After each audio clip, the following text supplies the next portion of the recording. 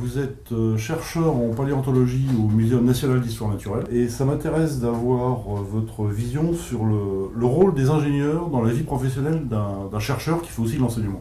Sans eux, il nous manquerait en fait une partie essentielle de la démarche scientifique. Je pense surtout aux ingénieurs de recherche. On a beaucoup d'ingénieurs de recherche qui nous suivent pour tous les stades, en fait, toutes les étapes de la démarche, de la découverte du fossile sur le terrain, jusqu'à la reconstitution numérique. Il y a des ingénieurs de recherche qui nous suivent et avec lesquels en fait on interagit très souvent. Donc ça veut dire aussi que le numérique a un rôle important.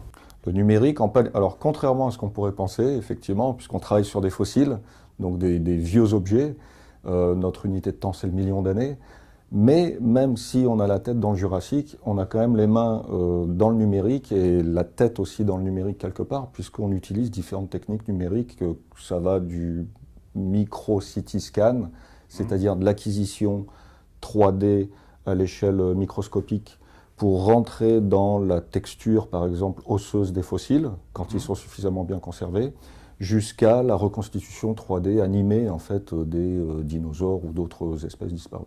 Donc le numérique est très présent. On utilise, même si on travaille sur des vieux objets, on utilise les méthodes modernes, en fait, pour exploiter au mieux les données relatives aux objets en question. Quelles sont les qualités essentielles des ingénieurs? Pour moi, à mon échelle et dans ma profession, c'est surtout en fait les méthodes de travail, capacité de travail, méthode de travail et d'analyse pour travailler en synergie avec différents autres corps de métier, du chercheur en passant par le collègue qui va préparer en fait les fossiles méticuleusement, qui va enlever en fait toutes les parties sédimentaires autour de l'objet pour accéder directement à la morphologie. Donc c'est surtout là, entre autres, que les compétences de l'ingénieur se font ressentir en paléontologie. L'aspect transdisciplinaire, être capable de comprendre plusieurs disciplines, voire plusieurs domaines comme je sais pas, le numérique, l'économie, la science. Oui, tout à fait. Transdiscipline au niveau et multidiscipline en même temps. Donc on va à travers les disciplines pour voir tous les aspects de la discipline en question. Et en même temps, le regard est vaste, donc multidisciplinaire, parce que on touche à ce qu'on appelle la paléobiologie, donc les reconstitutions des processus biologiques dans des parties organiques mortes, enfin fossilisées, qu'on ne peut plus voir bouger aujourd'hui, en passant par les contraintes mécaniques, la chimie, des expériences aussi donc de préparation des fossiles, donc différentes disciplines, effectivement. Donc aussi une grande ouverture aux autres. Oui, capacité de travail en équipe. Capacité de travail en équipe. Et puis si j'ai bien compris, que les circuits soient bien câblés. Capacité d'appréhender rapidement des environnements et des systèmes complexes. Et puis la capacité aussi d'innover, de réfléchir à soit des passerelles pour mettre en synergie différentes disciplines qui ne sont pas forcément justement liées les unes aux autres. Oui, faire des liens. Faire des liens, faire des passerelles en fait entre les disciplines. Et puis aussi de l'innovation pour essayer de développer des nouvelles technologies, de développer des nouvelles méthodologies au sens large pour permettre en fait des acquisitions de données peut-être plus rapides ou mettre à dispo en fait des données de différentes manières, de manière à ce que toute la communauté scientifique puisse en bénéficier et faire avancer en fait la recherche fondamentale. D'accord, ça veut dire aussi qu'une source importante d'innovation, c'est l'application à une discipline ou une thématique de méthodes qui ont été mises au point et validées pour une autre discipline ou d'autres thématiques. Oui, ça peut être ça. Ça peut être en fait essayer de repérer des méthodes qui existent déjà, qu'on pourrait utiliser dans un autre domaine et les tester, ou alors carrément inventer, non plus adapter, mais inventer des méthodes pour être un peu plus performant ou plus rapide en fait dans l'acquisition des données. Un des buts en fait de la paléontologie, c'est la reconstitution des organismes disparus. Donc c'est de les voir vivants, un petit peu comme on voit au cinéma avec Jurassic Park.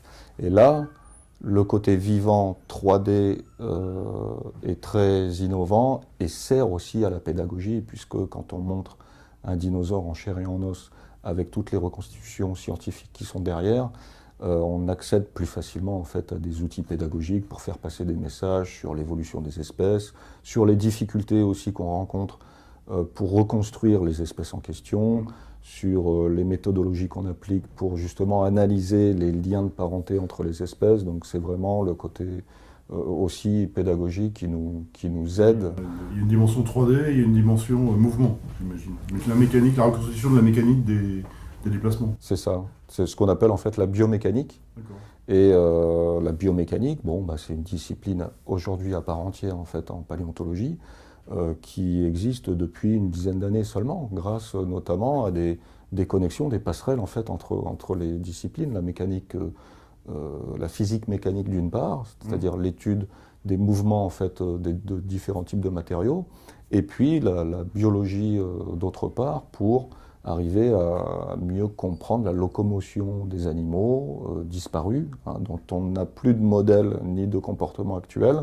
On reconstitue en fait du coup les modes de préhension des proies, les modes de mastication en fonction des éléments osseux qu'on peut disposer, comment les dinosaures, entre autres, hein, mâchaient leurs proies, s'ils les mâchaient pour certains, comment ils se déplaçaient, est-ce qu'ils étaient capables de courir, si oui, à combien de kilomètres par heure.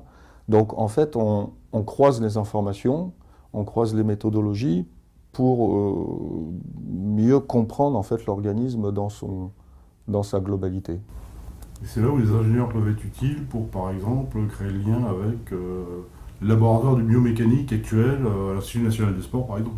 Voilà, tout à fait. Ou alors des collègues en physique qui vont travailler sur de la rhéologie, donc l'étude des contraintes en fait de différents types de matériaux. Souvent, ce sont des roches, mais ça peut être d'autres types de matériaux, pour appliquer en fait les méthodes d'analyse dont on dispose sur les matériaux fossiles qui nous parviennent en fait d'une manière plus ou moins bien conservée. Les os, par exemple ? Oui, les ossements, les dents aussi, la pression exercée sur les dents pour savoir la morsure du T-Rex, combien de tonnes par centimètre carré, est-ce qu'on la compare, est-ce qu'on peut la comparer plus au pitbull ou alors au requin, et si oui, pourquoi, est-ce que ça nous donne des informations sur le type de chasse de l'animal en question, est-ce que le T-Rex était charognard ou prédateur, ça, en fait, c'est des questionnements qui peuvent paraître très ponctuels, mais qui développent derrière toute une batterie de boîtes à outils dont l'ingénieur est maître en fait, et doit être capable d'ouvrir et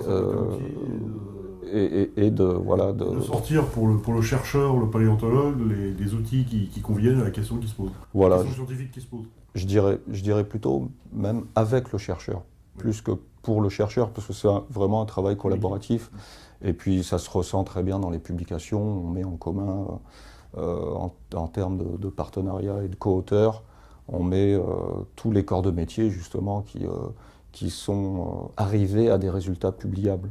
Et souvent en fait derrière une publication scientifique, il y a toute une histoire alors technique ou technologique, une histoire humaine aussi, puisqu'on part aussi sur le terrain ensemble pour essayer de trouver un maximum de fossiles dans un minimum de temps en fonction des pays où on se déplace, donc il y a des synergies cachées derrière chaque article scientifique. Même en paléontologie, parce que c'est vrai qu'on a même en la paléontologie technologie est beaucoup plus prégnante dans la physique de haute énergie, ou voire le médical, ou le spatial.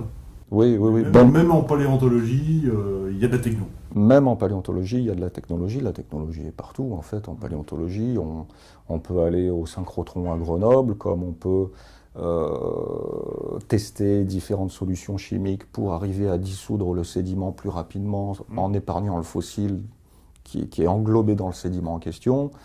On passe du numérique au dessin naturaliste scientifique, assisté ou pas par ordinateur, donc il y a voilà, la 3D. D'accord. Bon, merci. Merci.